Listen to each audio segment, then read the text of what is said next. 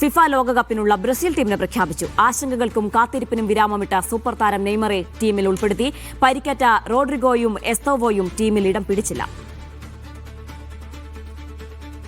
FIFA ലോകകപ്പിന് ദിവസങ്ങൾ മാത്രം ശേഷിക്കെ മഞ്ഞപ്പടയിൽ ആരൊക്കെ ഇടം നേടുമെന്ന കാത്തിരിപ്പിന് അന്ത്യം കുറിച്ചാണ് യുവതാരങ്ങളെയും അനുഭവസമ്പന്നരെയും ചേർത്ത് 26-അംഗ ടീമിനെ പരിശീലകൻ കാർലോ അഞ്ചലോട്ടി പ്രഖ്യാപിച്ചത്. പരിക്കിൽ നിന്ന് മുക്തനായ സൂപ്പർ താരം നെയ്മർ തന്റെ 4ാം ലോകകപ്പിനിറങ്ങും. മഞ്ഞപ്പടയുടെ തുറപ്പുചീട്ടായ വിനീഷ്യസ് ജൂനിയർ, ബാഴ്സലോണയുടെ റഫീഞ്ഞ, 19-കാരനായ എൻട്രിക്, ആഴ്സണലിന്റെ ഗബ്രിയൽ മാർട്ടിനെല്ലി എന്നിവർ മുന്നേറ്റത്തിലിറങ്ങും.